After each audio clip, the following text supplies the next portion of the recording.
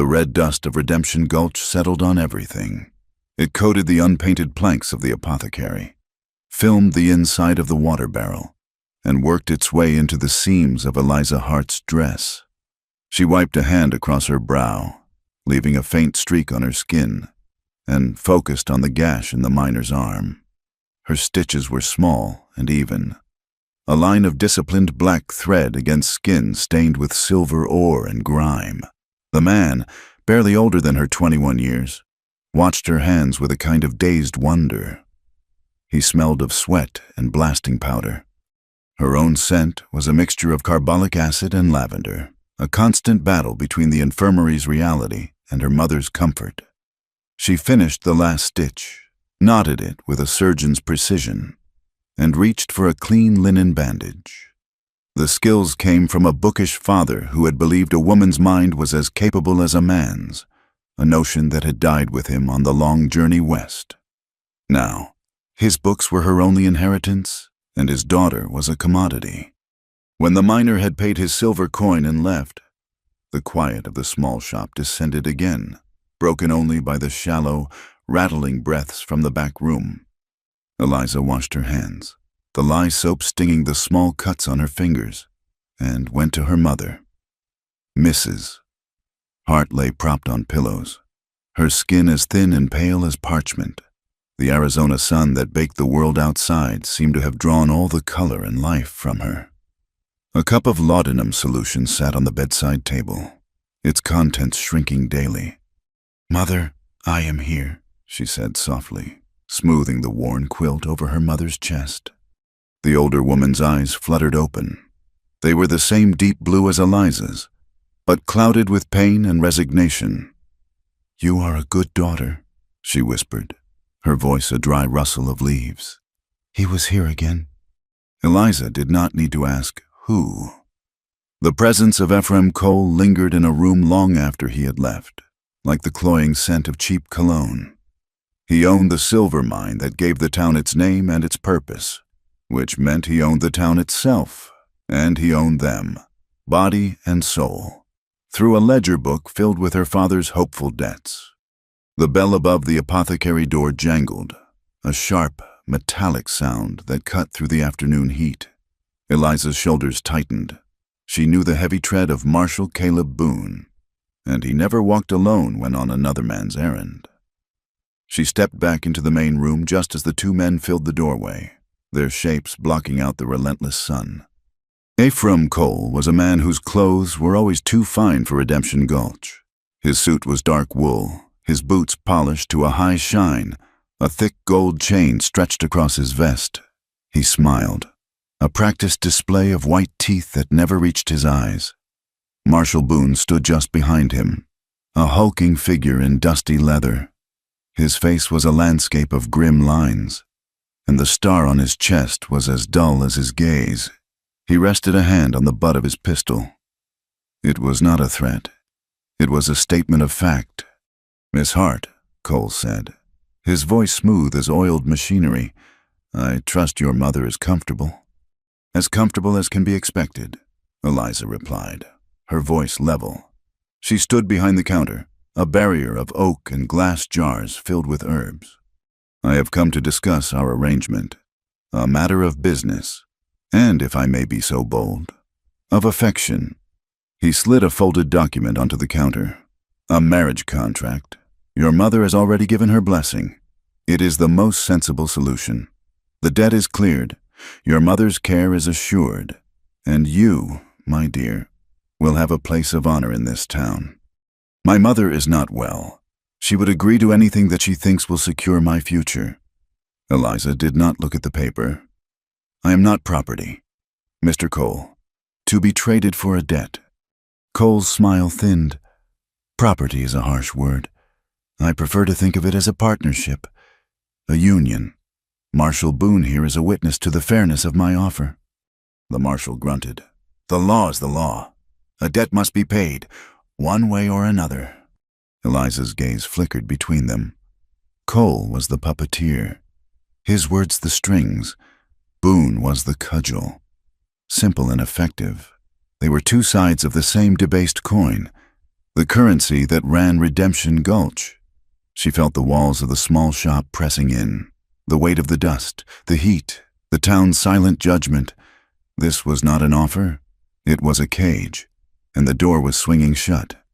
"I will need time to consider," she said, the words tasting like ash in her mouth. "Of course," Cole said, magnanimously, "but do not take too long. My patience, unlike my silver veins, is not inexhaustible." He tipped his hat and turned, Boone following him out into the blinding street. The bell jangled again, a mocking little laugh. Later, as twilight bled purple and orange across the sky, a prospector stopped in for a bottle of whiskey, his face flushed with a mix of sun and excitement. He spoke of tracks found near the old mission springs. "Apache," he said, his voice low and conspiratorial. "A whole band of them, moving silent as ghosts. They say the army is spread too thin chasing rumors in the north." The word spread through the town like a fever. Men gathered at the saloon, their talk growing louder and uglier with every drink.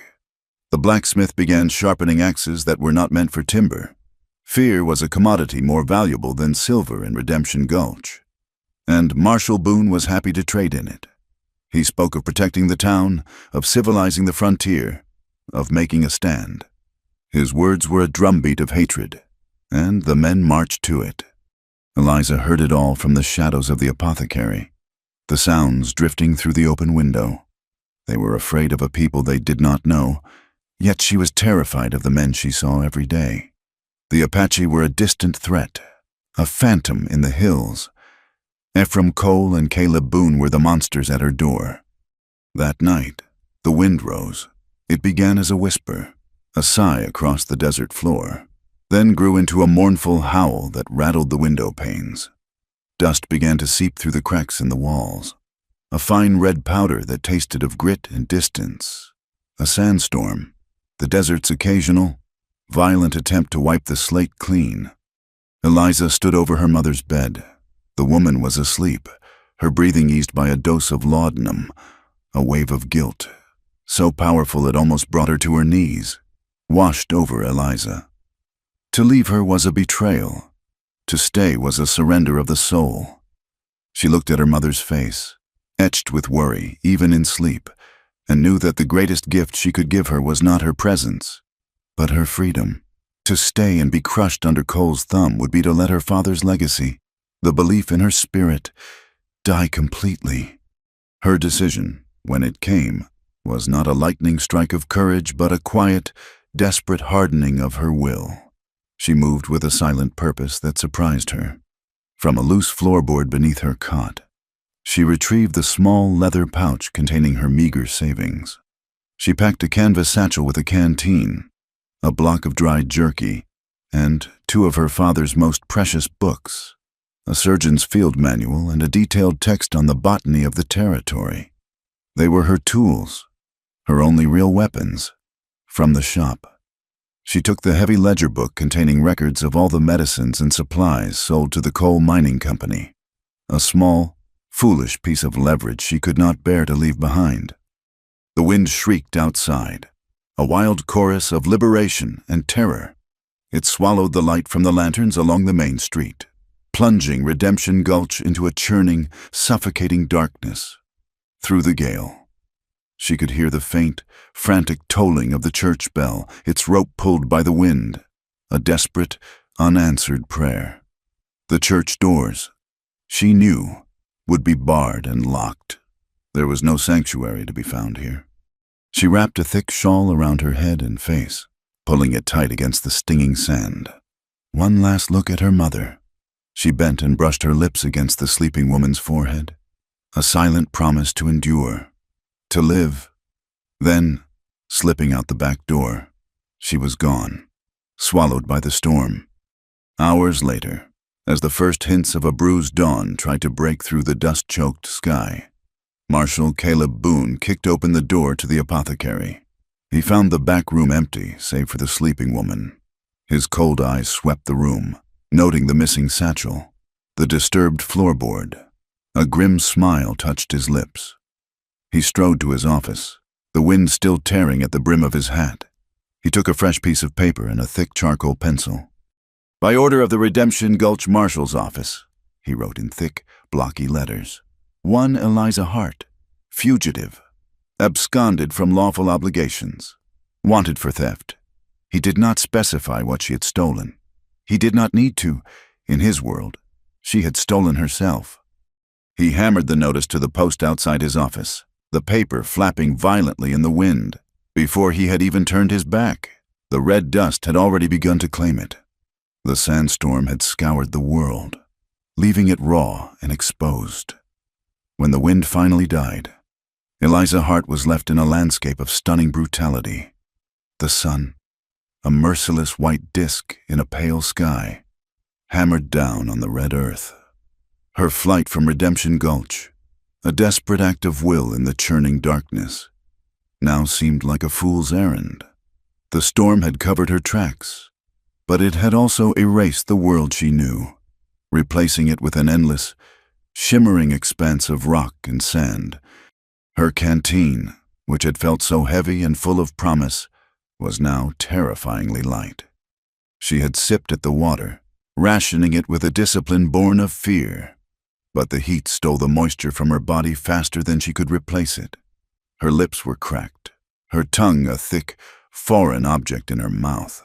The town, with its dust and its malice, was a memory. The desert was the immediate enemy, a silent, patient predator. She followed what she thought was the memory of a game trail, a faint depression in the earth, but it soon vanished into a maze of cracked rock and thorny scrub. Panic, cold and sharp, pricked at the edges of her exhaustion. She had traded a cage of iron for a cage of heat and light. She stumbled forward, her vision blurring, the weight of the canvas satchel pulling at her shoulder. The books inside, her father's legacy, felt like lead weights dragging her down into the thirsty earth. Her wandering led her into an arroyo, a deep, dry channel carved by the violent memory of water. Its sandy bottom offered easier walking than the rocky plain above, and she followed its winding path, clinging to the foolish hope that it might lead to a spring. But the arroyo only coiled deeper into the desiccated land.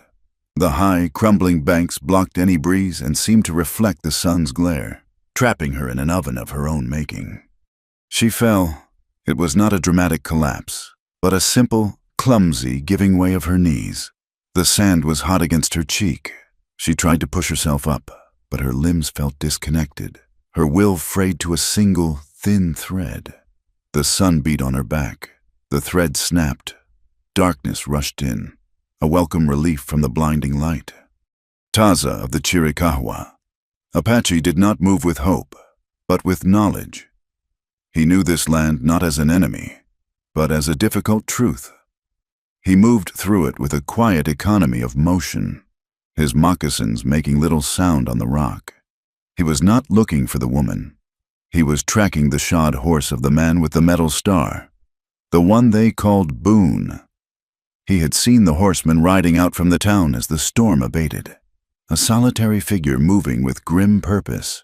To know where men like Boone were was to know where safety was not. Taza's path was one of avoidance, a careful dance around the clumsy, violent intrusions of the newcomers. He followed the tracks to the edge of the arroyo. The horse had stopped here, and the man had dismounted, scanning the dry wash below. He had seen nothing, apparently, for the tracks showed him remounting and continuing south, toward the Mexican border. Taza's eyes, however, saw more. He saw what the marshal had missed, a faint disturbance in the sand near a cluster of mesquite, a place where a body might fall and be nearly invisible from the rim. Caution was a part of his spirit. He descended into the arroyo silently, his hand resting on the hilt of the knife at his belt. He approached the spot from downwind, his senses alert for the telltale sound of a rattlesnake's warning or the scent of a hidden threat. He found her lying face down in the sand, a white woman, by her clothes. Her dress was dark, heavy wool, a foolish choice for this country. A thick shawl lay half buried beside her, and a canvas satchel was tangled in the strap around her shoulder. He knelt, his movements fluid and precise. He placed 2 fingers against the side of her neck. A pulse, faint and rapid, throbbed against his fingertips. She was alive, but only just. He turned her over gently. Her face was flushed with sun and streaked with the red dust that was now caked to her skin. Her lips were swollen and split. He saw the empty canteen lying nearby. Thirst, it was the great killer, the one that made no sound. He worked quickly. He unslung his own waterskin, uncorked it, and wet a piece of clean cloth from his pouch. He squeezed a few drops of water onto her lips, then gently wiped the grit from her face. He did this again and again, a slow, patient process of reintroducing life.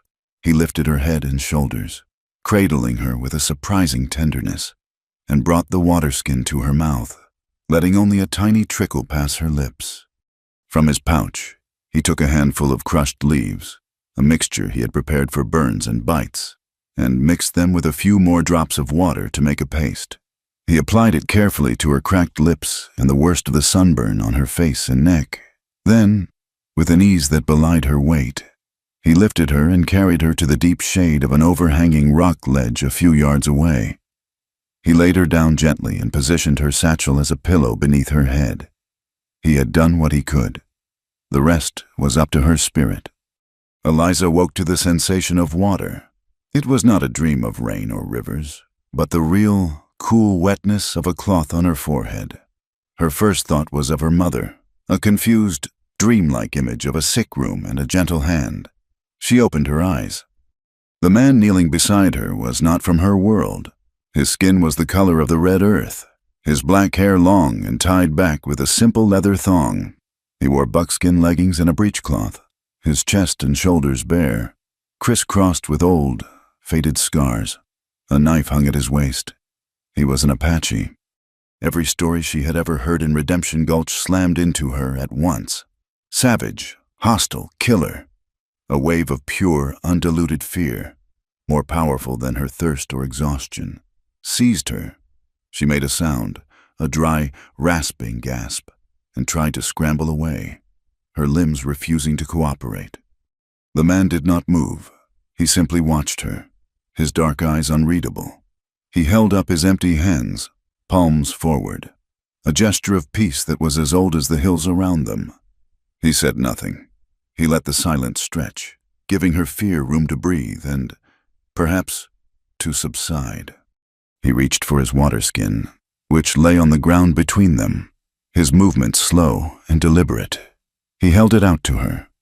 Eliza stared at it. It was life, and it was being offered by the very specter of death she had been taught to fear. Her body screamed for it. Her mind, poisoned by the town's hatred, screamed a warning. "Water," he said. The word was low and guttural, his English accented but clear.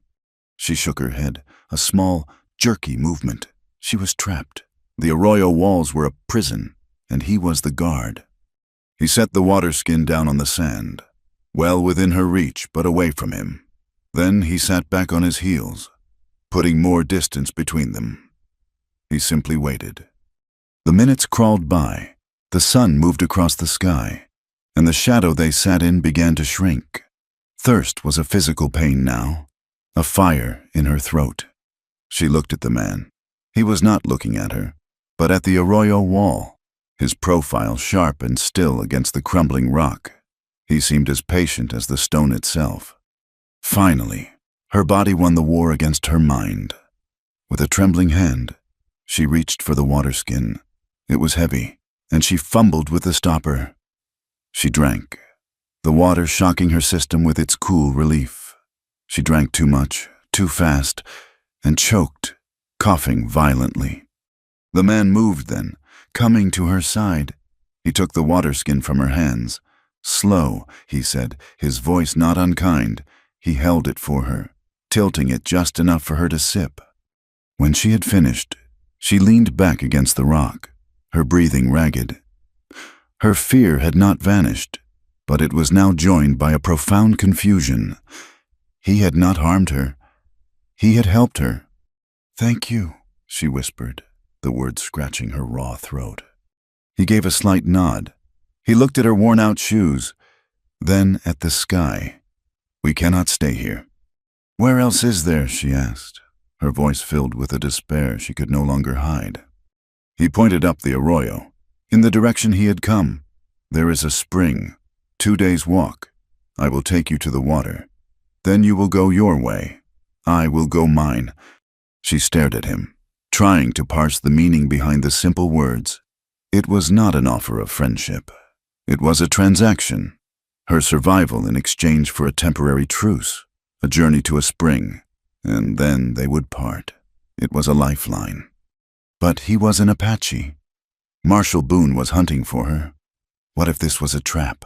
What if he was leading her to his people, to a fate worse than dying of thirst in an arroyo? Then she looked at his eyes. They were dark and deep, and in them she saw not malice, but a kind of weary watchfulness. He looked at her as if she were not a prize or a threat, but simply a fact of his landscape, a fallen bird he had chosen not to step on. She had run from the certainty of a life she did not want into the uncertainty of a death she was not ready for. Now, a third path had appeared.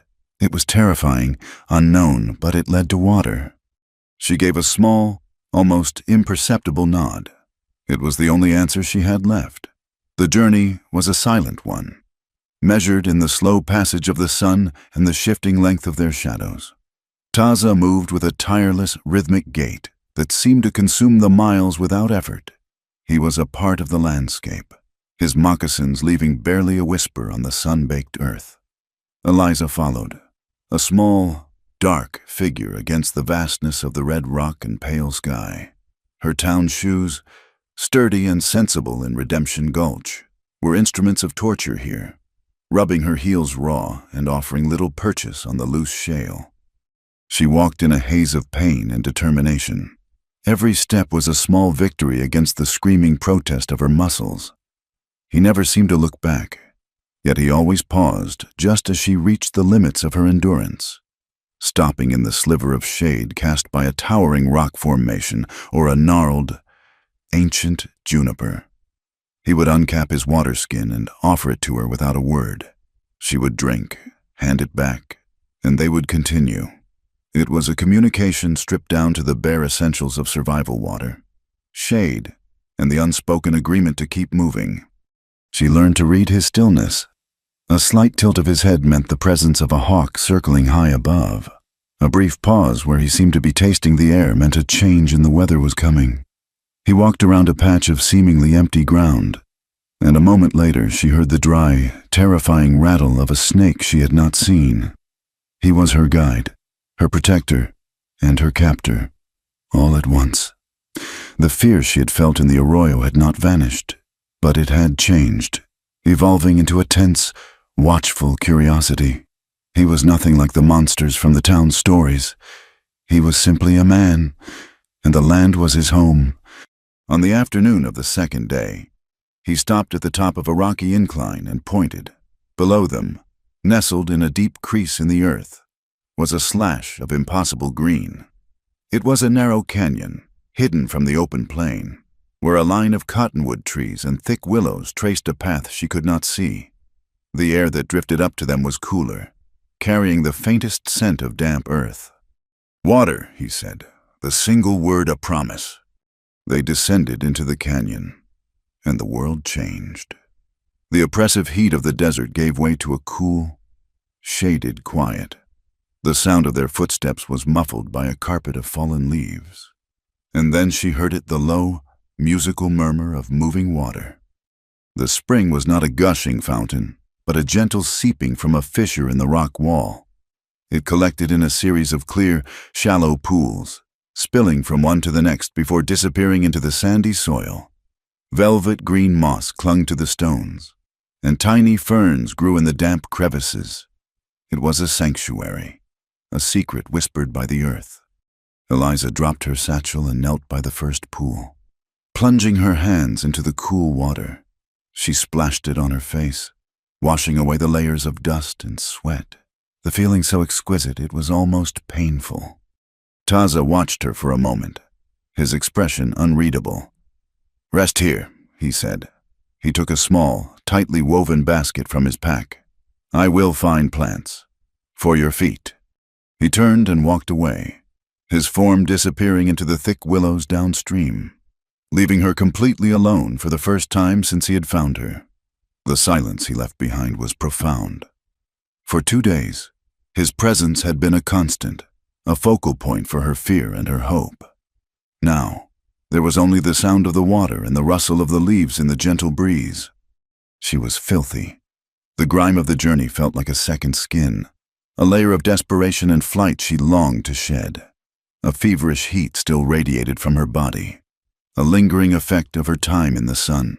The pool before her was clear and inviting, deep enough in the middle to sit in. A flush of shame, hot and immediate, rose in her. To disrobe, even here in this hidden place, felt like a transgression. It was an idea so foreign, so deeply ingrained in her by a lifetime of modesty and grim propriety, that her hands trembled at the thought. But the need to be clean, to be whole again, was a more powerful force. This was not Redemption Gulch. There were no prying eyes, no judgmental whispers. There was only the sun filtering through the leaves, the cool water, and the ancient, silent rocks. This was a baptism she needed to perform for herself. Slowly, her fingers clumsy and stiff, she unbuttoned her dress. She slipped it off, followed by her chemise and petticoats, folding them neatly on a flat, sun-warmed rock. Clad only in the cool air, she stepped into the pool. The water was a cool benediction. It soothed her sunburned skin and aching muscles. She sank down until it reached her shoulders. The relief so profound, she closed her eyes and let out a long, shuddering breath. She washed her hair, scrubbing away the grit and the fear. She was washing away Ephraim Cole's leering smile, Marshall Boone's cold contempt, the suffocating dust of a life that was not her own. Here, in this secret water, she was just Eliza, a woman reclaiming her own body from the world. Taza moved with the quiet purpose of a man who knew what he was looking for.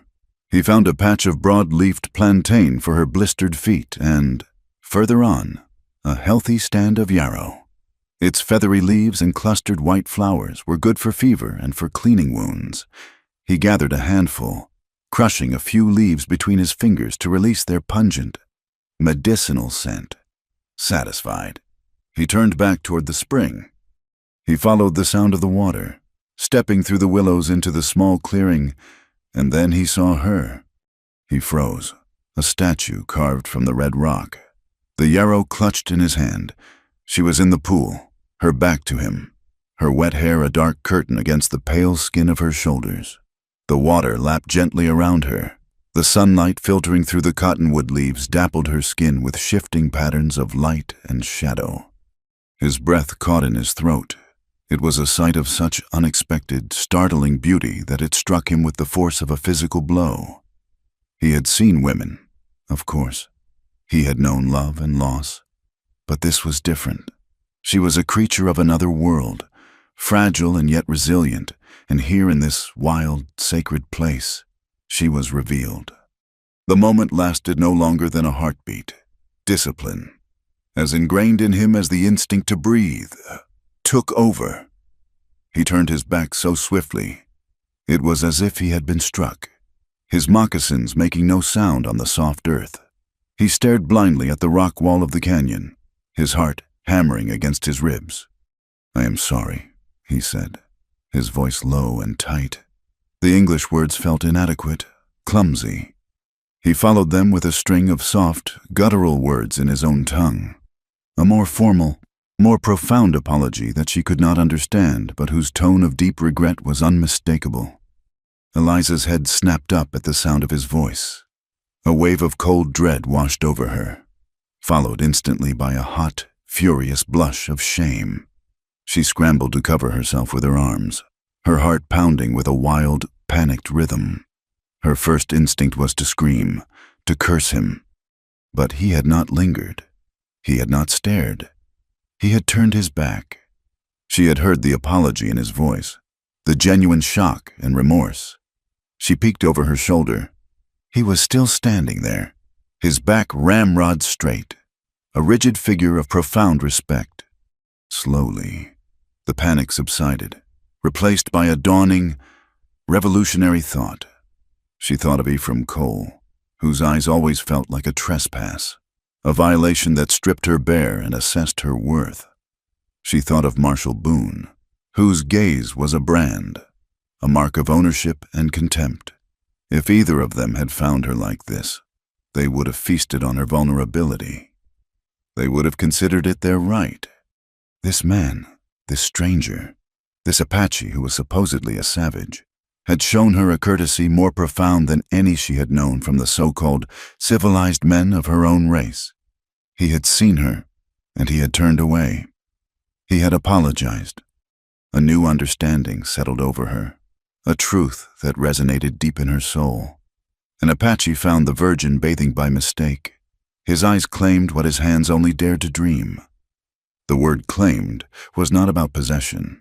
It was about recognition, an involuntary acknowledgement of beauty that his honor, his very being, would not allow him to defile. It was the vast, unbridgeable gulf between protection and ownership. In that single, fleeting moment, he had given her a gift she had never received before, the gift of her own sanctity. Her shame dissolved, replaced by a strange, new feeling. It was not fear, it was a kind of quiet awe. She stood up, the water sluicing from her body, and calmly reached for her clothes. When she was dressed and her hair was combed through with her fingers, she spoke, her voice steady. "You can turn around now." Taza turned slowly. He did not look at her face, but at the ground between them. He held out the yarrow. "For the fever," he said. "Thank you." She took the herbs, their fingers brushing for a fraction of a second. A spark, small and warm, passed between them. It was a recognition of the moment that had just passed, of the boundary that had been crossed and then immediately, respectfully, redrawn. "We need rules," she said, the words coming to her with a sudden clarity. He looked up then, meeting her gaze. His eyes were dark and serious. "Yes." "When you are coming near, you will make a sound, a cough, or you will whistle. You will let me know you are there." He nodded. "I will." "And the fire," she continued, feeling her way through this new territory. "At night, you will sleep on that side. I will sleep on this one." Again, he nodded. "It is a good rule." Their pact was sealed, not with a handshake, but with a quiet exchange of words, a shared understanding that was more binding than any written contract. A fragile trust had been born in the cool, clear water of the hidden spring. Miles away, under the same unforgiving sun, two cowboys watered their horses at a muddy stock tank. One of them unfolded a crumpled piece of paper he had gotten from a freighter just outside of Redemption Gulch. "Look at this," he said, nudging his partner with an elbow. "Marshall Boone's offering a reward." The other man squinted at the paper. "For that Hart girl, the one who works at the apothecary, what'd she do? Steal some laudanum. Says here she absconded and theft $100. His eyes scanned the bottom of the notice. 50 if she is brought back rough. He let out a low whistle. For $50, a man might not be too careful about how rough he gets. He folded the paper and tucked it into his saddlebag. $100 was a fortune. It was enough to make a man look very hard as he rode through the canyons. The nights in the canyon were as profound as the days were brilliant.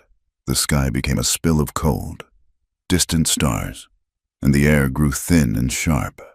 They built their fire in a deep recess of the rock, a natural chimney that drew the smoke upwards and dissipated it so the small, flickering light was invisible from the canyon rim.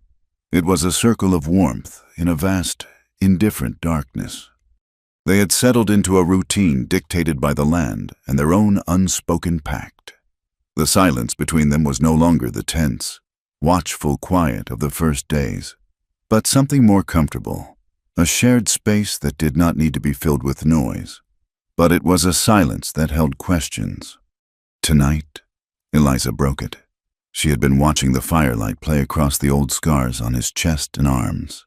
They were a map of a life she could not imagine. "Who gave you those?" she asked softly, her voice barely a whisper above the crackle of the dry juniper wood. He looked up from the arrow he was straightening, his dark eyes meeting hers across the flames. He did not seem surprised by the question. "A soldier's bayonet," he said, his voice flat, touching a long, pale line that ran across his ribs. "And this," he gestured to a series of smaller, puckered marks on his shoulder. "A fall from a horse when I was a boy." He paused. Then his fingers traced a faint, jagged scar near his heart. This was from a Ute arrow. Eliza winced in sympathy. She thought of the clean gashes she stitched in the apothecary, the predictable wounds of mining and brawling. His were the wounds of a different world, a world of open warfare and survival. "My older brother was with me when I got this one," Taza said, his gaze distant, fixed on a memory only he could see in the flames. "He was faster than me, stronger."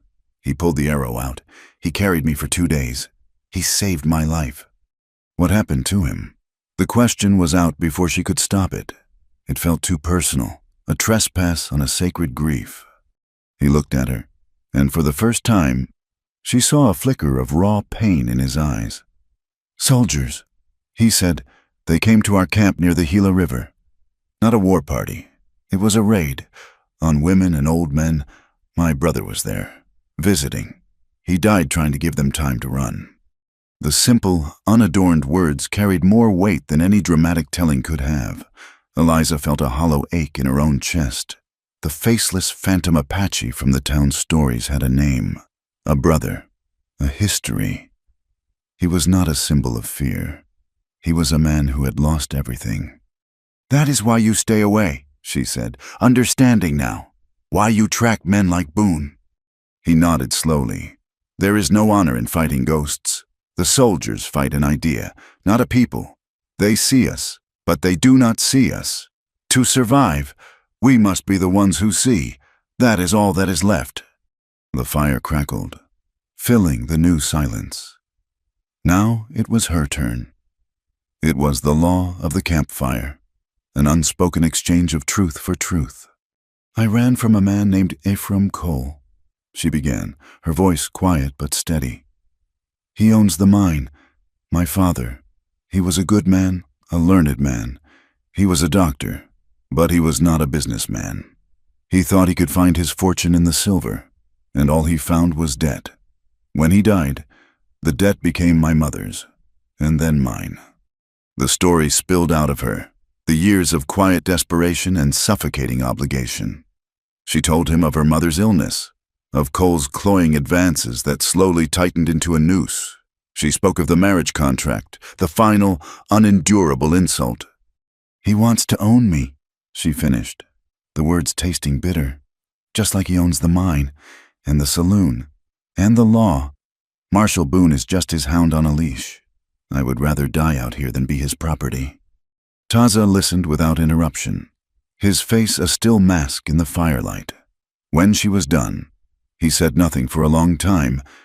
He simply looked at her, and in his gaze she saw not pity, but a deep, resonant understanding. He knew what it was to have your life, your freedom, treated as a thing to be claimed by others. The chasm between their two worlds, which had seemed so immense, had suddenly narrowed. They were both fugitives from the same kind of tyranny. The next day, the lessons began. He did not announce them. He simply began to show her things. He would stop and point to a set of tracks in the dust. "Deer," he would say, "tracing the sharp, cloven hoof print. The points are forward. He is walking. If he was running, the mark would be deeper." He showed her the soft, padded print of a coyote, the straight, determined line of its passage. He taught her that a broken twig, a dislodged pebble, a single feather caught on a cactus spine, they were all words in a language she had never known how to read. He taught her how to make a simple snare from a bit of twine in a bent willow branch.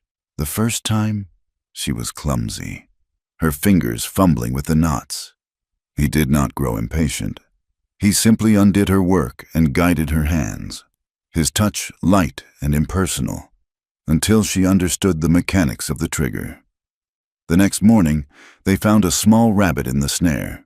He showed her how to skin and clean it with a few deft strokes of his knife. The work was grim, but the feeling of providing, of not just consuming what he offered, was a revelation. One afternoon, he found a large rattlesnake coiled in the shade of a rock. He killed it with a single, perfectly aimed throw of a stone. Later, as he prepared the meat, he showed her the fangs, the venom sacs. "If it bites you," he told her, his voice serious, "do not cut the wound. Do not try to suck the poison. That is a fool's tale. You must stay calm. Keep the bite below your heart." He showed her a common weed with broad, flat leaves. "Chew this, put it on the bite. It will draw the heat. It will not save you if the bite is bad, but it will give you time." He was giving her more than knowledge. He was giving her agency. With every lesson, he was chipping away at the hard shell of her fear, the deep-seated belief that she was a burden, a fragile piece of baggage he was forced to carry. She was becoming a partner in her own survival. They were following a high, narrow ridge that gave them a commanding view of the surrounding country. It was harder walking, a treacherous path of loose rock and sharp inclines. But Taza had grown watchful, his eyes constantly scanning the lowlands. Eliza was learning to walk as he did, stepping on the balls of her feet, using the terrain to muffle her sound. She was so focused on placing her feet that she did not see him freeze. He stood perfectly still, a bronze statue against the blue sky. His head cocked, he held up a hand, a silent command for her to stop. She obeyed instantly, her heart beginning to pound. "What is it?" she whispered. He did not answer.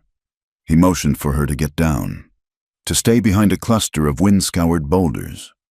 He crept forward, low to the ground, and peered over the edge of the ridge. He was there for a long time. When he finally crawled back, his face was grim. "3 riders," he said, his voice barely audible. "The man with the star. 2 others, they looked like bounty hunters." They had found their trail. The dread she had been holding at bay for days came rushing back, cold and sickening. "They will follow us into the canyon," she said, her mind racing. "We are trapped." "No, we will not go into the canyon. We will give them no trail to follow."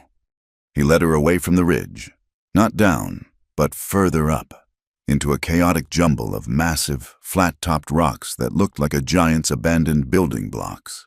"Walk only on the stone," he commanded. "Do not touch the dirt."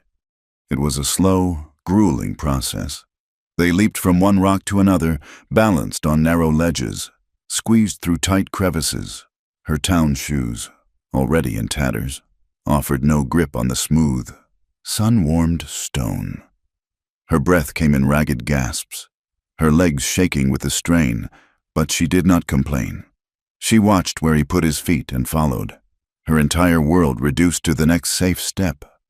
They were crossing a wide, sloping slab of granite when it happened. Taza, who moved with the grace and certainty of a mountain cat, took a short leap to a lower section. His moccasin landed on a patch of loose gravel, and his ankle twisted sharply under him. He let out a short, guttural grunt of pain and stumbled, his arms windmilling for balance on the edge of a steep drop.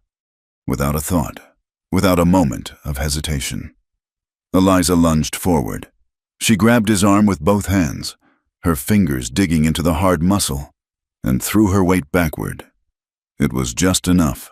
He found his footing, his body steadying, the danger passing as quickly as it had come.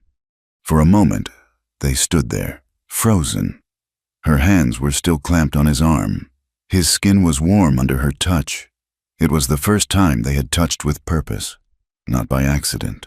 It was not the touch of a man and a woman, but of 2 allies in a dangerous world, a shared, reflexive act of preservation.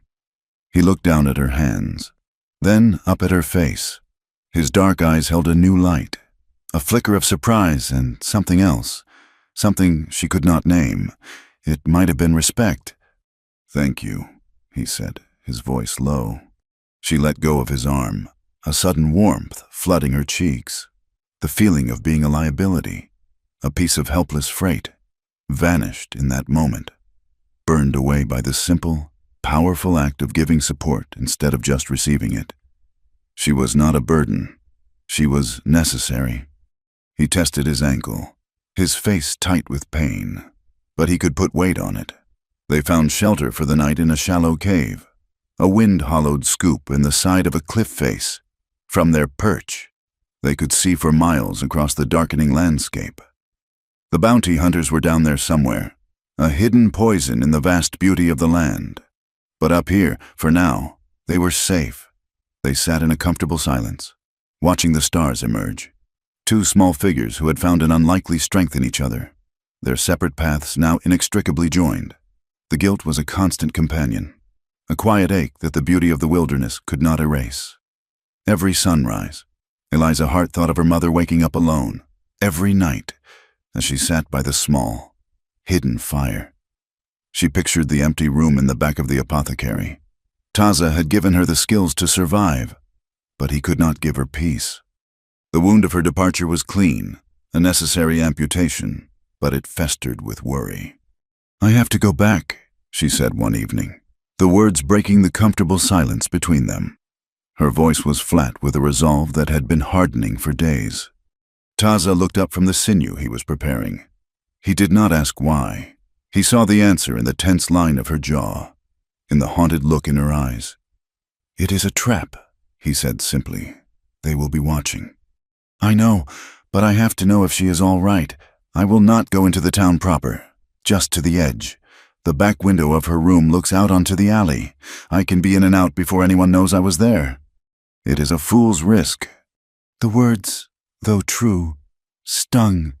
"I am not a fool. I am a daughter. My mother is sick and alone. I left her. It is a debt I have to pay." He looked at her for a long time, his dark eyes weighing her words. He understood debts. He understood the bonds of family that pulled stronger than any rope. He had seen the change in her. She was no longer the helpless woman he had found in the arroyo. She moved with a quiet confidence now. She had learned to read the land, to find water, to be silent. Perhaps she had earned the right to take this risk. "When we go," he asked. The word "way" settled in her heart. A small, warm stone. The thought that she would have to go alone had been a cold knot of fear in her stomach. 2 nights from now, when the moon is new. They traveled only in the dark, moving through a world of gray shadows and black rock. Taza led them on a circuitous route, approaching Redemption Gulch from the north, through a series of broken hills that would discourage any casual patrol. As they drew closer, the familiar sounds and smells of the desert night were replaced by the faint, alien noises of the town, the distant bark of a dog, the clink of a bottle, the discordant notes of a badly played piano. The air grew thick with the smells of wood smoke, cheap whiskey, and waste. They left the open country and slipped into the labyrinth of alleys and back lots that formed the town's ugly spine. Here, the shadows were their allies. They moved from the back of the blacksmith's forge to the deep darkness behind the livery stable, their footsteps making no sound in the thick dust. The town, from this perspective, was a place of overflowing trash barrels and rickety, unpainted fences.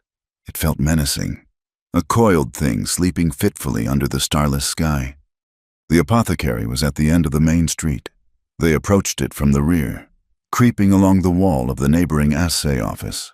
Eliza's heart was a frantic drum against her ribs. She could see the window, a dark square in the back wall, her mother's window. A flicker of movement in the alley ahead made Taza put a hand on her arm, stopping her instantly. They pressed themselves into the deep shadow of a rain barrel. A man stumbled out of the saloon's back door, fumbled with his trousers, and relieved himself against the wall. He muttered a curse at the darkness and staggered back inside. They waited until the door closed, until the silence returned, thick and watchful. They reached the window. It was slightly ajar, to let in the night air. Eliza put her hands on the sill, ready to pull herself up, when a low, familiar voice drifted out from inside the shop. "Ephraim Cole. The marshal is a blunt instrument, my dear lady," he was saying, his voice oozing a false sympathy. "But he is effective. Your daughter's defiance has put you both in a difficult position." Eliza froze, her blood turning to ice. A trap. Taza had been right. They were inside, waiting. A weak, rattling cough was the only answer. Her mother's cough. "This can all be over," Cole continued. "One word from you, a signature on this new agreement. Persuade her when she returns. The debt will be forgotten. Her name will be cleared." A long silence, broken only by another ragged cough. Eliza's hands clenched on the windowsill. Rage, hot and pure, burned through her fear. He was in there, tormenting a sick woman, using her as bait. Just then, a different sound came from the front of the alley, the heavy tread of boots. A man appeared, silhouetted against the faint light of the main street. He was carrying a crate of supplies. It was Mateo, a Mexican freighter who often brought goods from the railhead. He was a kind man with a wife and 3 small children. Eliza had treated his youngest for a fever just last month. As Mateo passed the mouth of the alley, another figure stepped out of the shadows of the apothecary's front porch. Marshal Caleb Boone. "What are you doing skulking around here?" Boy Boone's voice was a low growl. "Just making my delivery." "Marshal," Mateo said, his voice nervous. "To the general store." Boone took a step closer, crowding him. "You look like you're up to no good. I've had reports of thievery. Empty your pockets." "I have done nothing. I am just doing my job." Boone shoved him hard. Mateo stumbled, the crate falling from his hands and crashing to the ground, its contents spilling into the dust. "Do not talk back to me. You people think you can just—" From their hiding place, Eliza saw Taza tense, his entire body coiling like a snake ready to strike. The injustice of it, the casual, brutal assertion of power, was a language he knew all too well. Mateo stood up, his face a mixture of fear and defiance. "You have no right." "I am the right in this town," Boone snarled. He drew back his fist and struck Mateo across the face. The sound was a sick, wet thud. Mateo fell to his knees, blood streaming from his lip. Eliza let out a small, involuntary gasp. Boone's head snapped in their direction. "Did you hear that?" he growled, peering into the darkness. Before Boone could take a step, Taza acted. His movement was a blur, a flick of the wrist, a small, smooth stone, plucked from the ground moments before, sailed through the air and struck the saloon's back wall with a loud crack, far to their left. "What the hell was that?" a voice yelled from inside the saloon. The door burst open, spilling yellow light and angry men into the alley. The distraction was all Mateo needed. He scrambled to his feet and ran, disappearing into the darkness at the other end of the alley. In the ensuing confusion, with Boone trying to control the drunken men from the saloon, another voice came from the apothecary. It was Ephraim Cole, his voice sharp with anger. "You clumsy oaf," he hissed at Boone from the doorway. "I had her. She was at the window. You and your thuggery have ruined it." "I did not see anyone," Boone grumbled, shoving one of the drunks back toward the saloon. "She was there." Cole's voice was venomous. "All for nothing. After all the trouble I went to. After her mother nearly paid it all off with that useless scrap of paper for that worthless plot of land. I should have just burned the deed when she gave it to me. Now I have to hope the old woman keeps her mouth shut about it." The words struck Eliza with the force of a physical blow. Her mother had paid with the last thing they owned. A small parcel of land her father had bought years ago, a place he had dreamed of building a real house on. And Cole had taken it, hidden the payment, and continued to press his claim. He had lied. He had cheated them. The law, in the form of Marshal Boone, had been his weapon. Boone finally dispersed the crowd and stomped back toward the apothecary. "The whole town is on edge because of that Apache devil you said was out there." "A necessary fiction." "Boone," Cole said, his voice dripping with contempt. "Fear keeps people in line. Now the girl has heard us. We have lost our advantage." They went back inside, and the door closed. The alley was quiet again, save for the distant, mocking piano. Eliza leaned against the rough wall of the building, her body trembling not with fear, but with a rage so cold and clear it felt like a piece of ice had formed in her heart. She was no longer a victim running from a vague threat.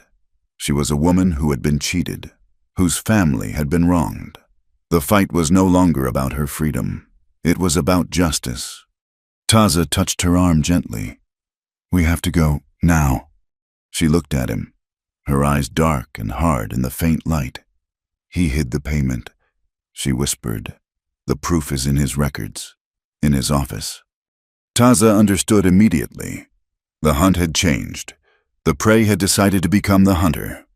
They slipped away, melting back into the shadows they had come from. They did not speak until they were miles out of town, safe again in the clean, silent dark of the open country. "He has a safe in his office," Eliza said, her voice stripped of all emotion. "A big, black iron one. The ledger book with the record of my mother's payment will be in it, along with the deed to her land." Taza looked at her, at the determined set of her jaw. What was a desperate flight had now become a calculated campaign. She was no longer running away from Redemption Gulch. She was planning her return. The sky began to curdle 2 days later. The air grew heavy and still, charged with a strange, yellow light. Taza scanned the horizon, his nostrils flaring as if he could taste the coming storm. Clouds the color of bruises were massing on the western peaks, building into a towering wall that promised violence. "This is our chance," he said, his voice a low rumble. "When the sky breaks, the town will look to its roofs, not its alleys. The noise will be our cover." They had spent the time planning, their conversation a quiet, focused exchange of knowledge. Eliza described the layout of the mining company office, the position of Cole's desk, the window in the back that was often left unlocked. Taza devised the diversion, a simple but effective plan to draw attention to the opposite end of town at the critical moment. He had fashioned a noisemaker from a dried gourd filled with pebbles. When thrown against a tin roof, the sound would be sharp and startling, an unnatural clatter in the chaos of the storm. As dusk fell, the first drops of rain began to fall, fat and heavy, kicking up little explosions of dust. The wind began to sigh, then moan, whipping through the canyons. They made their way toward the town, moving under the cover of the growing storm. By the time they reached the outskirts, the rain was a steady, hissing downpour. Then came the hail. It started small, like pebbles thrown against the window panes. Within minutes, the stones were the size of acorns, then walnuts.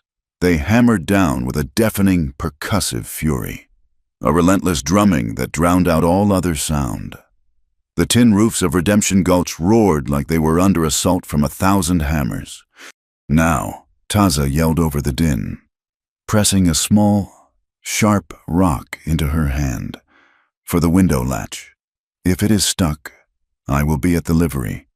When you hear the gourd, you will have only moments. Be swift."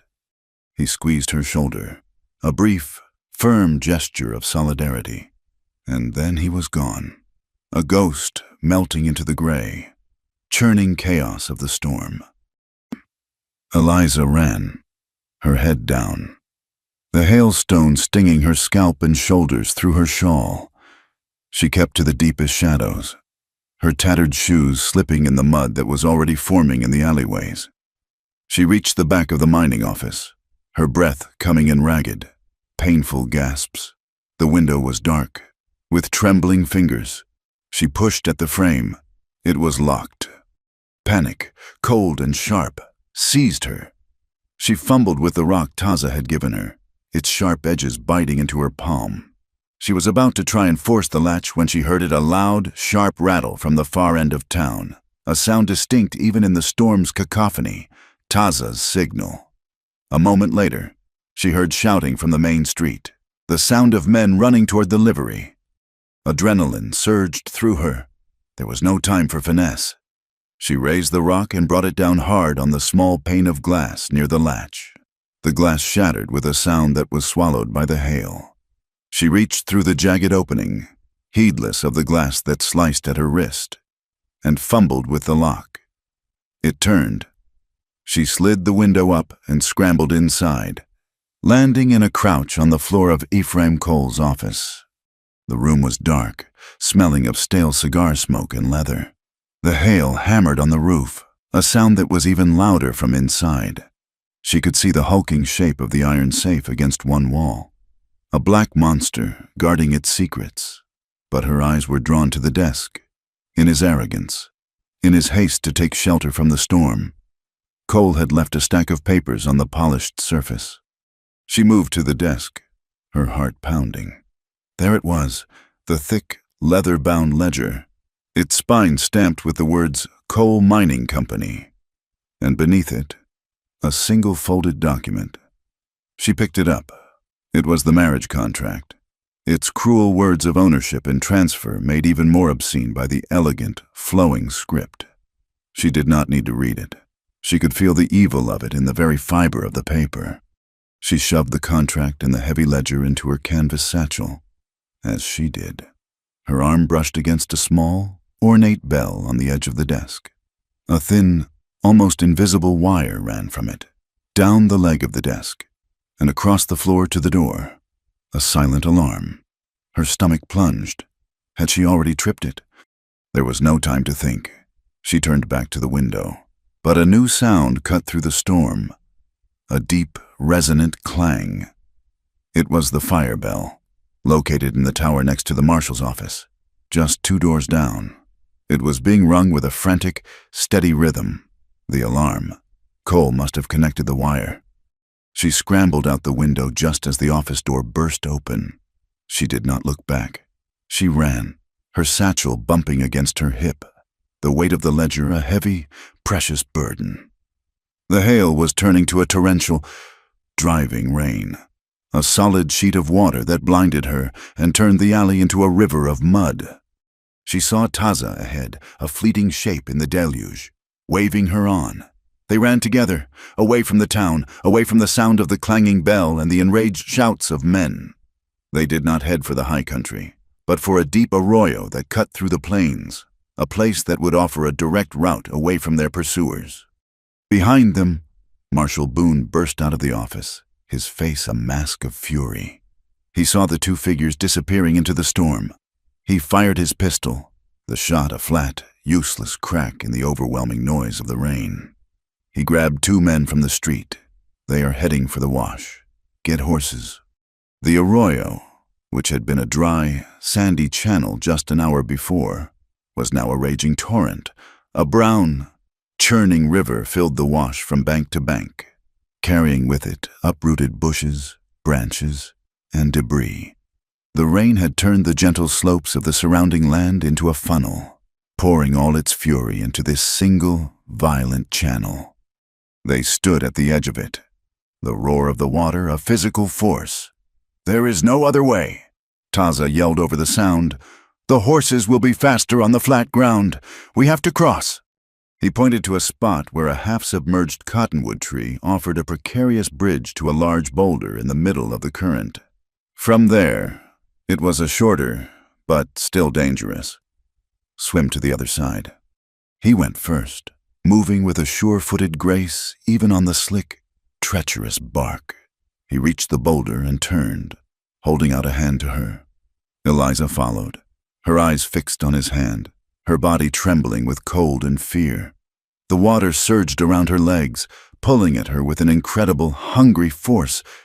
She was halfway across the log when a massive surge of water, carrying a tangle of splintered fencing, came rushing down the arroyo. Taza saw it coming and yelled a warning, but it was too late. The debris slammed into the log, and he was thrown into the torrent. His head struck a submerged rock with a sickening crack. He disappeared under the brown, churning water. No. The word was torn from Eliza's throat, a raw scream of pure anguish. She saw him surface, his face pale, a dark line of blood matting his wet hair. He was conscious, but dazed, struggling weakly against the current that was sweeping him downstream. In that moment, there was no thought. There was only a single, burning certainty she would not lose him. She leaped from the log into the icy, violent water. The shock of it stole her breath. The current grabbed her, tumbling her over and over. She fought her way to the surface, gasping for air, her eyes scanning the water frantically. She saw him, his movements sluggish, being pulled toward the main, most violent part of the channel. She swam with a strength she did not know she possessed, her arms and legs pumping, her mind focused on that single point. She reached him, grabbed the front of his buckskin shirt, and held on. He was a dead weight, his body limp, his eyes barely open. "Pull, Eliza, pull!" she screamed at herself, her voice lost in the roar of the flood. She kicked her legs, pulling him with her, fighting the current, angling for the far bank. Her lungs burned, her muscles screamed. The satchel, still slung over her shoulder, dragged at her, but she refused to let it go. It was their only weapon. The reason for all of this? Her feet touched mud. She had made it. With a final, desperate surge of strength, she dragged Taza out of the water and up the slick, muddy bank, collapsing beside him, her body shaking uncontrollably, her lungs heaving. He was alive. His breathing was shallow, and the cut on his head was bleeding freely. But he was alive. The roles had been reversed. The protector had become the one in need of protection. They could not stay there. Boone and his men would be searching both banks of the wash. She half lifted, half dragged Taza away from the river, into a maze of dark, volcanic rock. She remembered him showing her a place like this, a hollow tube formed by ancient lava flows, a cave. She found it, a dark slash in the rock face, hidden behind a curtain of rain-soaked scrub. She pulled him inside, into the absolute, silent blackness. The roar of the flood was now a distant, muffled thunder. They were safe. The cave was cold, a deep, penetrating chill that seeped into their bones. They were both soaked to the skin, their bodies shaking violently. Taza was barely conscious. She tore a strip from her petticoat and gently cleaned the wound on his head, pressing the cloth against it to stop the bleeding. "We need warmth," she whispered, more to herself than to him. She stripped off his wet shirt and her own sodden dress, leaving them in their underclothes. She found a heavy wool cloak in his pack, miraculously still dry. It was not big enough for both of them to lie under separately. She lay down on the cold stone floor and pulled him close, his back against her front, and wrapped the single cloak around them both. His body was cold, his shivering violent. She wrapped her arms around him, sharing her own meager body heat, trying to will her warmth into him. Slowly, his shivering began to subside. He stirred, his body shifting against hers. His hand found hers, his fingers lacing with her own. "Eliza," he whispered, his voice a rough, weak sound in the darkness. "I am here," she said, her voice thick with unshed tears. "I am here." He was quiet for a long time. She thought he had drifted back into unconsciousness. Then he spoke again, his voice so low she could feel the vibration of it more than hear the words. "In the water, I thought—" "I know," she whispered, her lips close to his ear. "I thought so, too." There was a profound intimacy in their shared predicament, a vulnerability that stripped away all pretense. They were just two people, alive and together, in the cold, dark belly of the earth. The rules they had made, the careful distance they had maintained, seemed to belong to another world, a world of sunlight and separate paths. Here, there was only this shared cloak, this shared warmth, this shared breath in the darkness. "My heart is yours, Eliza Hart," he said, the words simple, a plain statement of fact. "And mine is yours, Taza," she replied, the truth of it settling over her with the weight and comfort of the wool cloak. They did not kiss, they did not need to, they simply held each other, their bodies pressed close, their hands intertwined, and listened to the sound of the receding flood and the slow, steady beat of their own two hearts. The journey to Mesa Blanca was a slow, painful pilgrimage. Taza leaned on Eliza, his strength returning in frustratingly small increments. The head wound left him dizzy, and his sprained ankle, aggravated by their flight, forced a limping, halting pace. Eliza, in turn, drew strength from his need. She was no longer the follower. She was the scout, the support, the one who found the path. She wrapped his ankle with cloth torn from her petticoat, the same material she had used to bandage his head. Her satchel, containing the heavy ledger and the hateful contract, was a constant, reassuring weight on her shoulder. It was no longer just her proof. It was their shared cause. They climbed out of the lowlands, the landscape changing with every foot of elevation. The red rock and crumbling arroyos gave way to high, grassy plains dotted with juniper and piñon pine. Ahead of them, a massive, flat-topped mountain rose from the earth, its pale sandstone cliffs glowing in the afternoon sun. Mesa Blanca, the White Table. It looked like a fortress, a natural citadel against the chaotic world below. As they drew closer, Eliza saw that the only approach was a steep, narrow trail that zigzagged up the face of the cliff, a path easily defended. This was not a hiding place. It was a home. A boy, no older than 10, materialized from the rocks near the base of the trail. He held a small bow, and his dark eyes were wide and serious. He looked at Taza, then at Eliza, his gaze lingering on her pale face and strange, ruined clothes. Taza spoke to him in the soft, flowing language of his people. The boy's serious expression broke into a grin of recognition. He turned and scrambled up the trail like a young goat, disappearing over the rim. "He goes to tell them we are coming," Taza said, his voice strained with fatigue. Eliza's stomach tightened into a cold knot. She had faced down gunmen and floods, but the thought of meeting his people, of being judged by 100 pairs of unknown eyes, filled her with a profound and terrifying dread. She was the outsider, the white woman, a symbol of the very world that hunted them. By the time they reached the top of the trail, a small group was waiting. They were mostly women, their faces a mixture of concern and deep curiosity. An older woman with hair as white as the mesa's rock and a face like a beautiful, intricate map of a long life stepped forward. She ignored Eliza completely, her eyes fixed on Taza. She spoke to him in a low, urgent tone, her hands fluttering over him, checking his wounds with a practiced, gentle touch. "This is Iste, my mother's sister," Taza said to Eliza, his voice weak. "She is the one who leads." Iste's gaze finally fell upon Eliza. Her eyes were black and sharp, and they missed nothing the cuts on her wrist from the broken window, the exhaustion etched on her face, the fierce, protective way she still supported Taza's weight. She looked at the canvas satchel, then back at Eliza's face. She said nothing. Her silence was more intimidating than any question.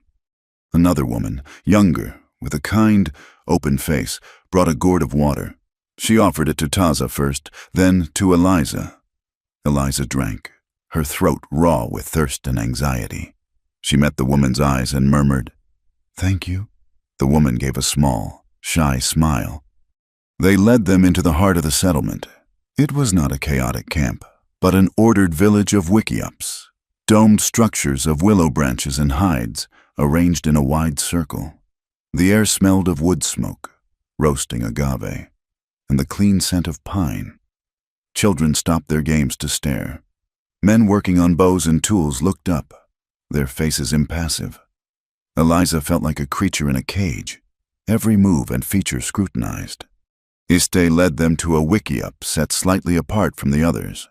Inside, a fire smoldered in a central pit, and soft furs were laid out on the ground. She gestured for Taza to lie down, then turned her full attention to Eliza. She spoke, her voice calm but firm, and the younger woman who had given them water translated. "She asks why you are here. The woman, whose name was Nalin, said, she asks why my cousin brings a white woman to our home."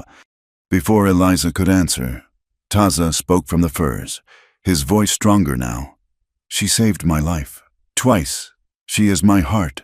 We come seeking counsel." Iste listened, her expression unchanging, but a new light flickered in her dark eyes. She looked from Taza to Eliza, and then she nodded slowly. She pointed to a bowl of water and some clean cloths. Then to Taza's head, a command. Eliza understood. She was being tested. She knelt beside Taza, her movements calm and efficient. She washed the wound, her touch as gentle and practiced as Iste's had been. She examined it for signs of infection, her mind clicking through the pages of her father's medical books.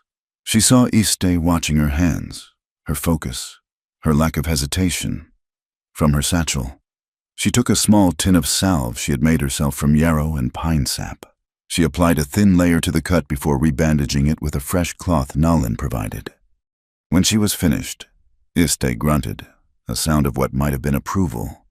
She spoke to Nalin again. She says you have the hands of a healer. My father was a doctor, Eliza replied. He taught me. Iste then gestured for Eliza to sit. A bowl of warm pinole, a savory cornmeal mush, was placed in her hands. It was the most delicious thing she had ever tasted. As she ate, she was given her first task. Nalin handed her a pair of Taza's moccasins. One of the soles had been torn by the sharp rocks. She was given an awl and a length of sinew. The message was clear: if you are to stay, you must contribute. She worked, her fingers clumsy at first, but she was a quick study. The other women, seeing her quiet determination, slowly began to relax their guard.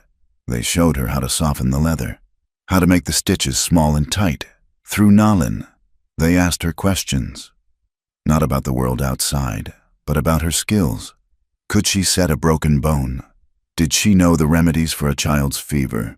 Her knowledge was her currency here, a bridge between her world and theirs. She was not just Taza's woman. She was a person with a valuable purpose. That evening, the Council of Elders convened. They gathered in the open, around a large, slow-burning fire. It was not just the old men. Iste sat in a place of honor, as did several other older women. Taza, leaning on a walking stick, told the story of their flight, of the ambush at the apothecary, of the stolen ledger. When he was finished, all eyes turned to Eliza. It was her turn. She stood, her heart pounding, and took the ledger and the marriage contract from her satchel. She did not speak of fear or of her own feelings. She spoke with the cold, clear anger that had sustained her since that night in the alley. She laid out the facts of the debt, of her mother's payment, of Cole's deliberate fraud. She explained how he used the law as a weapon and the marshal as his fist. She held up the ledger. "This is the proof," she said, her voice carrying in the still night air. "This is his lie, written in his own hand. He is a thief who wears a suit and a cheat who calls himself a man of business. He will not stop with me. A man with this kind of greed will not stop until he has consumed everything." She finished and sat down, her body trembling with the release of so much pent-up rage and truth. A long silence fell over the circle. The elders murmured among themselves. Finally, an old man with a face like a dried apple spoke, his voice raspy with age. Iste translated his words herself this time, her English slow and deliberate. "He says this man Cole has broken the law of his own people. A debt that is paid is finished. A promise made must be honored. This is a matter of justice." Another elder spoke. "We cannot fight the White Town. It will bring the soldiers. We have seen too much of that." "There is a way," Iste said, her gaze sweeping the circle before settling on Eliza. "A way without blood. We will send a rider, a messenger. He will carry this book. He will give it to the man Cole.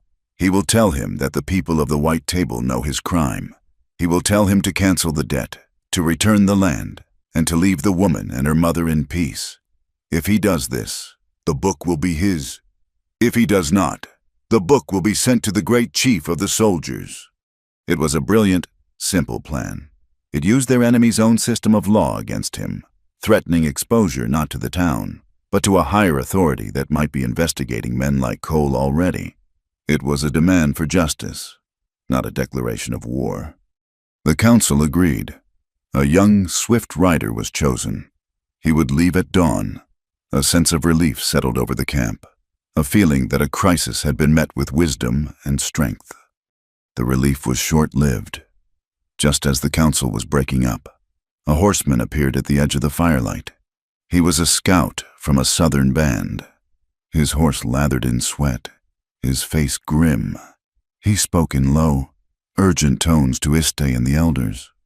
A shadow fell over the camp as his words spread. Nalin came to Eliza's side, her face pale. "What is it?" Eliza asked. "The scout has seen them," Nalin whispered, her voice trembling. "A dozen riders? Not soldiers, they are mixed.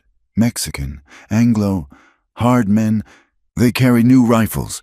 They are being led by a man who knows this country well. They were hired in the town by the man Cole. They are coming this way." The dawn came not as a light, but as a chilling, wet mist that rose from the canyons and settled over the mesa, swallowing the world in a blanket of silent, gray vapor. The village of Mesa Blanca was not asleep. The scout's warning had been a stone dropped into a still pond, and the ripples of preparation had spread through every wickiup. In the pre-dawn gloom, the community moved with a quiet, grim purpose. The children, the elderly, and the infirm were led to deep, defensible caves on the far side of the mesa. The women who remained worked, sharpening knives, preparing water skins, and gathering medicines. The men checked their weapons, their faces grim and set. There was no panic. There was only a cold, hard resolve. Eliza Hart felt a strange sense of calm settle over her. The fear was still there, a cold knot in the pit of her stomach, but it was overshadowed by a profound sense of purpose. This was no longer just her fight. Her flight from Redemption Gulch had brought this violence to a peaceful people. The ledger in her satchel felt heavier than ever, not with the weight of paper and ink, but with the weight of responsibility. Iste found her near the central fire pit, her hands clenched into fists. The old woman's eyes were sharp and clear in the flickering light. "You have the healer's gift," Iste said, her English slow but precise. "A healer's place is not in the fight, but in its wake. There is a shallow alcove in the rock, near the main trail. It is protected from above and from the front. That will be your place. Nalin will help you." It was a command, not a suggestion. Eliza nodded. She gathered her father's small leather roll of surgical instruments, her tin of salve, and the herbs Taza had taught her to identify. Nalin appeared at her side, her arms laden with clean cloths and bowls. Together, they made their way to the alcove as the mist thickened around them, muffling their footsteps. They were setting a table for death, and Eliza prayed it would be a small one. Taza moved through the mist like a wraith, his limp barely noticeable, his body fueled by a cold, controlled fury. He gathered a small group of the swiftest, quietest warriors. "Our numbers are few, our weapons old," he said, his voice a low growl that cut through the damp air. "Their rifles are new. We will not meet them in the open. We will let the mist be our ally. We will let the rock be our shield. We will lead them into the broken ground, where a man must watch his feet as much as his front. We will bleed them, one by one." He looked at each man, his dark eyes locking with theirs. "We are fighting for our home. We are fighting for our children. Fight with the cunning of the coyote and the heart of the eagle." The attack began with the sudden, sharp crack of a rifle, a sound that ripped through the misty silence. It was followed by another, and then a ragged volley. The mercenaries were not attempting a subtle infiltration. They were using the mist as a screen for a direct assault, confident in their superior firepower. Shouts and war cries echoed through the vapor, creating a disorienting sense of chaos. Eliza's hands began to tremble. She clasped them together, forcing them still. She laid out her father's instruments on a clean cloth, the scalpel, the probe, the suture needles, all gleaming dully in the gray light. Nalin placed a large bowl of fresh water beside her. They waited, listening to the terrifying sounds of the unseen battle. The first casualty was a young warrior named Kani. He was carried in by two others, a dark, wet stain spreading across his buckskin shirt. A bullet had torn through the fleshy part of his shoulder. Eliza's training took over, pushing the fear into a small, locked room in the back of her mind. "Lay him down, gently," she commanded, her voice steady. "Nail in. Hold the pressure here." She worked with a swift, focused intensity.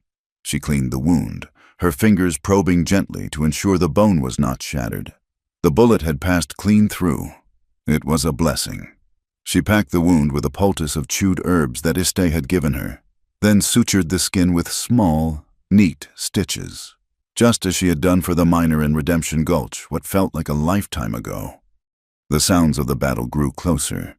A confusing mixture of rifle shots, shouts in English and Spanish, and the defiant cries of the Apache warriors. Taza's plan was working. He was drawing the attackers away from the main camp, pulling them into the maze of rocks and crevices that only his people knew well. A new wave of fighting erupted near Eliza's makeshift infirmary. A group of mercenaries, trying to outflank Taza's warriors, stumbled into a small box canyon. The fight was short and brutal. A moment later, 2 more wounded Apache were brought to her. As she worked, she was dimly aware of a figure falling just outside the alcove. When she finally looked up, her hands covered in blood, she saw him. He was one of the attackers, a boy of no more than 17, his face covered in freckles and fear. He had a deep gash in his leg, and he was trying to crawl away, leaving a trail of blood on the damp rock. One of the Apache warriors, a grim-faced man whose arm was in a sling, stood over the boy, raising a heavy stone club to finish him. No, Eliza's voice was sharp, a command that cut through the air. The warrior paused, looking at her with confusion and anger. "He is the enemy," he grunted. "He is a child," she said, getting to her feet and placing herself between the warrior and the boy. "And he is wounded. My place is to heal, not to judge." She stared at the warrior, her blue eyes blazing with a fire he had not expected. He held her gaze for a long moment, then slowly, reluctantly, he lowered the club. He spat on the ground near the boy's head and walked away. Eliza knelt beside the young mercenary. He flinched, his eyes wide with terror. "I will not hurt you," she said softly. She worked quickly, cleaning and binding his wound, her touch gentle but firm. He watched her, his face a mask of disbelief. When she was done, she gave him a drink of water. He drank greedily, his eyes never leaving her face. The main body of the mercenaries was now fully entangled in the broken ground. They were taking casualties, their superior numbers negated by the terrain and the hit-and-run tactics of the warriors. Eliza could hear a man shouting orders, his voice thick with frustration, and then she heard another voice, one that made her blood run cold. Marshal Caleb Boone. He was not leading the charge, but moving with a group at the rear.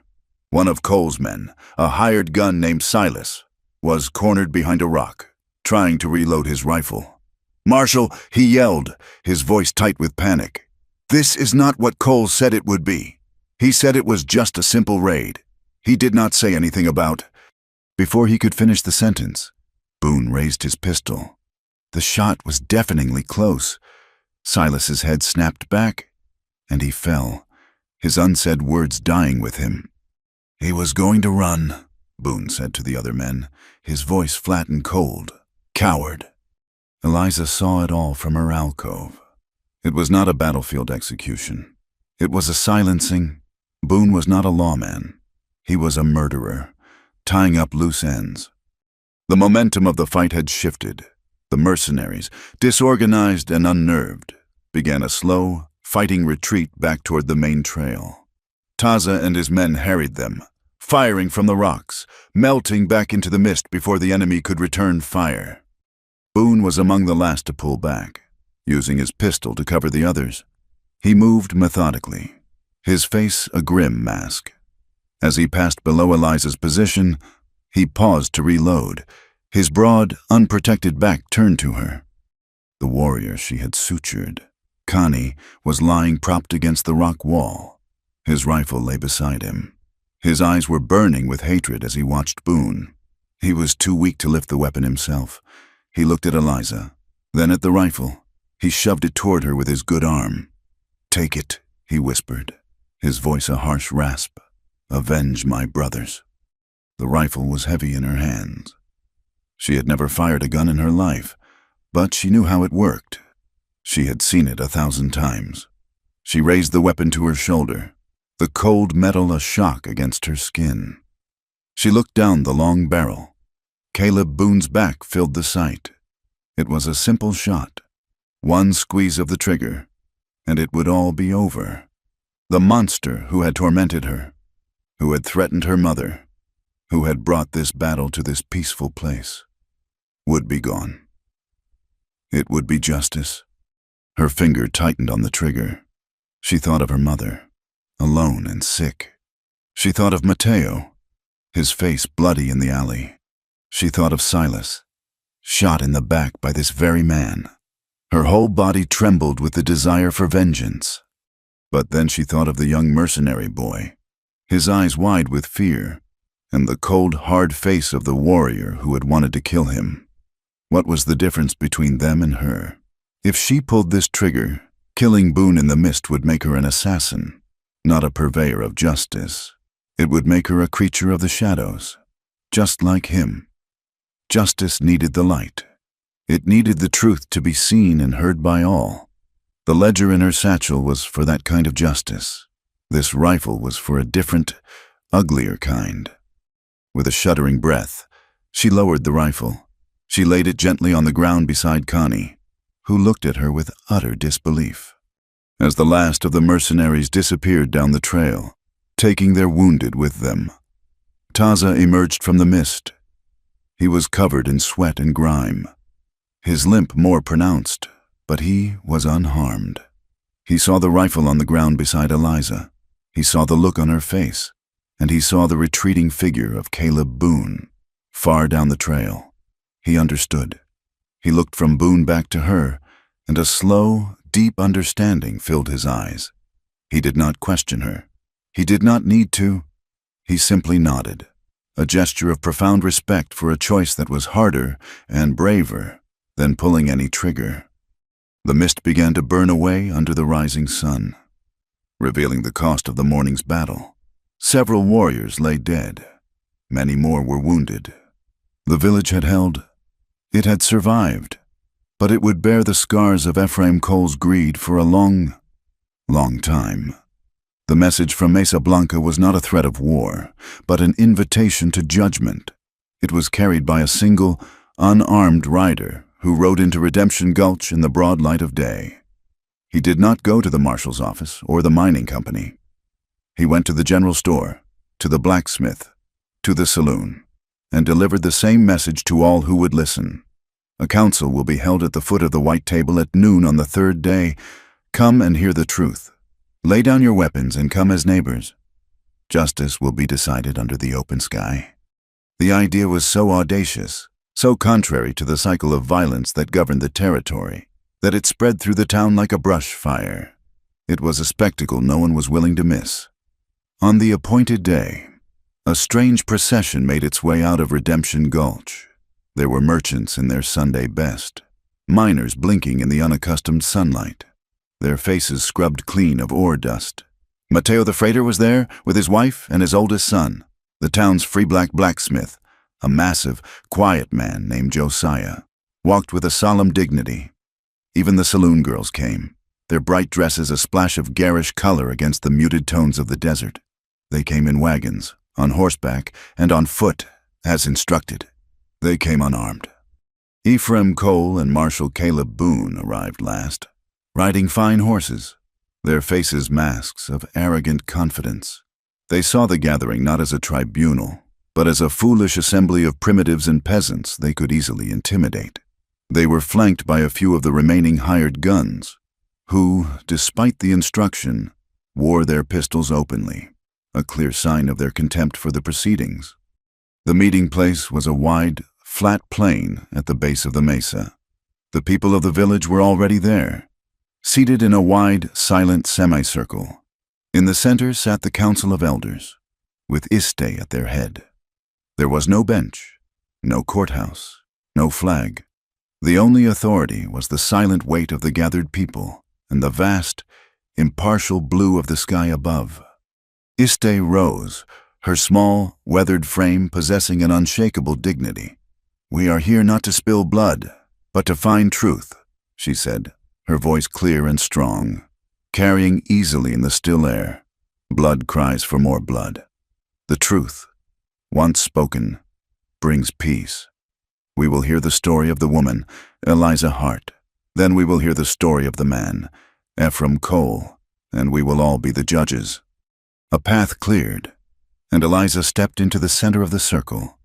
Taza stood at her side, not as her champion, but as her witness. He was unarmed, his hands loose at his sides, but his eyes, dark and watchful, missed nothing. Eliza was no longer the frightened girl who had fled into a sandstorm. She stood straight and tall, her gaze level, her voice clear and steady. She held the heavy ledger in one hand and the folded contract in the other. She did not speak of her fear, or of the long journey, or of the battle in the mist. She spoke only of facts. "This is the ledger of the coal mining company," she began, her voice ringing with a conviction that silenced the murmuring crowd. "It contains a record of a debt incurred by my father and passed to my mother. And here, on this page, it shows a payment, a final payment, made with the deed to my family's land, a payment that cleared the debt in full." She held the book open for all to see. "And this," she said, holding up the other document, "is a contract of marriage. It was offered to me by Mr. Cole after the debt was already paid. It was not an offer of affection.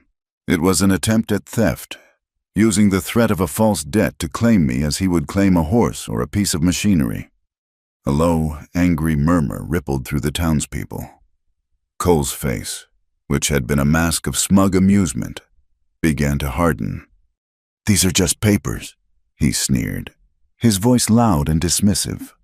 The hysterical scribblings of a runaway girl. "Is that so?" Mr. Cole Eliza's voice was like ice. "Then you will not object if we look at your seal." From the crowd, a small, balding man in a printer's apron stepped forward. It was Mr. Abernathy, a quiet man who was known for his meticulous nature. "I printed that contract myself, on Mr. Cole's orders," he said, his voice trembling slightly but firm. "And I have here the impression of the seal he uses for all his official business." He produced a piece of paper with a clear wax seal on it. He took the marriage contract from Eliza's hand and compared the two. The silence was absolute. "It is the same, Mr. Abernathy announced, his voice ringing with the finality of truth. "The seal is genuine." Then he looked at the ledger. He ran a finger down the column of figures. "I am not an accountant," he said, "but this entry, the one marked paid, it is in a different ink. It is fainter. It looks to me like someone tried to scratch it out, and then wrote over it again." The crowd erupted. The murmur became a roar of accusation. Cole's face went pale. "This is an outrage," he bellowed. "This is mob rule, Marshal. Do your duty." But Boone's authority was already crumbling. Mateo stepped forward, his lips still swollen and cut from the marshal's fist. "This man is not the law," he said, his voice shaking with a rage he had held in for too long. "He is a bully and a brute. He beat me in the street for no reason. I saw him." Josiah, the blacksmith, took a step forward. His massive arms crossed over his chest. "He took 2 of my best hammers last month," he said, his voice a deep, slow rumble. "Said it was a tax for protection. Protection from what? From him." One by one, others found their voice. A prospector accused Boone of claim jumping. A saloon owner spoke of paying bribes to avoid having his establishment shut down. The litany of petty cruelties and grand thefts washed over the marshal, stripping him of his star, of his power, of his legitimacy, until he was just a man, alone and exposed, in a circle of his own victims. Suddenly, 2 riders appeared on the horizon, approaching at a steady trot. They were not from the town or the village. They were tall, grim-faced men wearing dusty coats and carrying new model repeating rifles. They wore the badges of United States deputy marshals. The lead deputy reined in his horse, his eyes taking in the strange scene. "We have been tracking reports of corruption along the new rail line," he said, his voice carrying the weight of federal authority.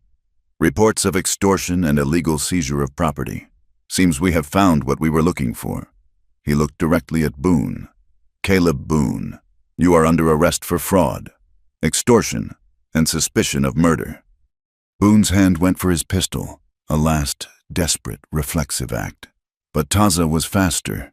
He moved not with a weapon, but with his body. A blur of motion that sent Boone sprawling in the dust before his fingers could even touch the handle of his gun. The federal deputies dismounted, and in moments, the Marshal of Redemption Gulch was in manacles, his reign of terror over. The deputies then turned to Cole, their faces hard. "The evidence in that book will be of great interest to the territorial government," the lead deputy said. "For now, you will make restitution." In front of the entire assembly, under the unforgiving sun, Ephraim Cole was forced to sign a document, drafted by Mr. Abernathy on the back of a wanted poster, declaring the Hart family debt null and void, and returning the deed to their land. He was a broken man, his power built on lies and fear dissolving into the dust at his feet. As the federal deputies led Boone away, a new feeling settled over the plain. The tension and anger began to dissipate, replaced by a quiet, fragile sense of possibility. The chasm between the two communities, which had been a river of blood and mistrust, now seemed, for the first time, to be bridgeable. Iste approached Josiah. "The blacksmith. Your people know the ways of iron," she said. "Our tools are old." "And your people know the ways of water in this dry land," Josiah replied, his deep voice filled with a newfound respect. "Our wells are running low." A quiet negotiation began. It was not a treaty of governments, but a practical pact of neighbors. The people of the Mesa would show the townspeople where to find reliable springs in the high country. In exchange, Josiah would repair their tools and teach their young men the art of the forge. Eliza offered her medical knowledge, a bridge of healing for both sides. The town's general store owner offered fair trade for Apache blankets and pottery. It was a start, a single thread of cooperation in a tapestry of conflict. Taza had stood back, watching it all unfold. He had been ready to fight, to kill, to die for his people. But he had witnessed a different kind of victory. One won not with arrows and bullets, but with truth and courage. He saw the strength not of a lone warrior, but of a community, a strange, diverse, and complicated community, but a community nonetheless. He looked at Eliza, who was talking with Isti and Nalan, no longer an outsider but a vital link, a weaver of new threads.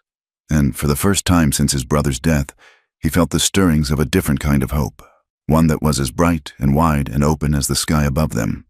The rains came, not as a violent, cleansing flood, but as a soft, steady weeping from a silver sky.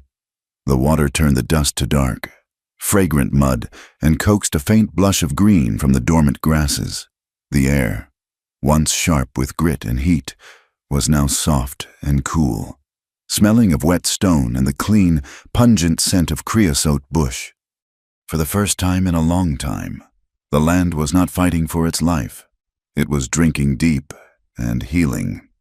The peace between Redemption Gulch and Mesa Blanca was as fragile and new as the green shoots on the plain. It was a peace built not on treaties, but on handshakes and quiet exchanges. Josiah the blacksmith made the journey up the winding trail twice a week, his wagon laden with iron and charcoal, and returned with fresh water and jerky. Mateo the freighter established a new fair trade route for Iste's intricate basket work and Nalan's beautiful pottery. And Eliza became a fixture in both worlds. She reopened the apothecary, her mother now sitting in a chair by the front window, her health slowly returning in the absence of fear and debt. But every few days, Eliza would ride up to the mesa, her saddlebags filled with tinctures and bandages, to tend to the lingering wounds of the battle and the everyday ailments of the village. She was the bridge, a woman who belonged to two places, and therefore to neither and to both. One evening, as the rain fell with a gentle, hypnotic rhythm on the hide roof of their wickiup, Eliza presented Taza with a gift. She had worked on it for weeks, in stolen moments by the firelight, her hands growing deft and sure under Nalin's tutelage. She held out a pair of new moccasins. They were made of the softest, most supple deer hide, and stitched with sinew in the way the women had taught her. But the beadwork on the front was her own design. On each moccasin, she had created two separate, winding trails of blue beads, one darker, one lighter.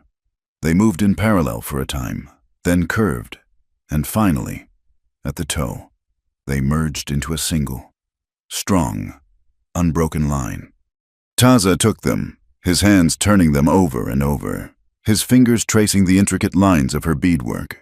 He looked at the two trails becoming one, and a slow, deep understanding filled his eyes. He said nothing, but his silence was more eloquent than any words of praise. He slipped off his old, worn moccasins and put on the new ones. They fit as if they had been made for him.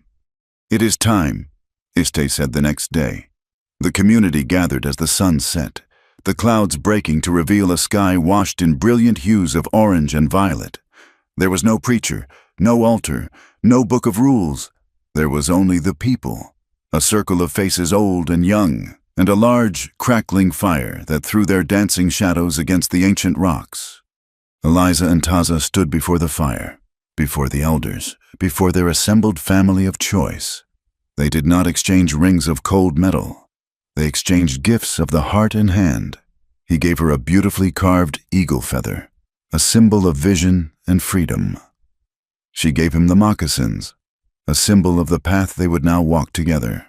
They shared a meal of roasted corn and venison, a communion of sustenance and community. Then Eliza spoke, her voice not loud, but clear and true, carrying to every person in the circle. "I used to think freedom was a place you could run to," she said, her eyes finding Taza's in the firelight. "A destination. I have learned that it is not. Freedom is a choice you make, every single day.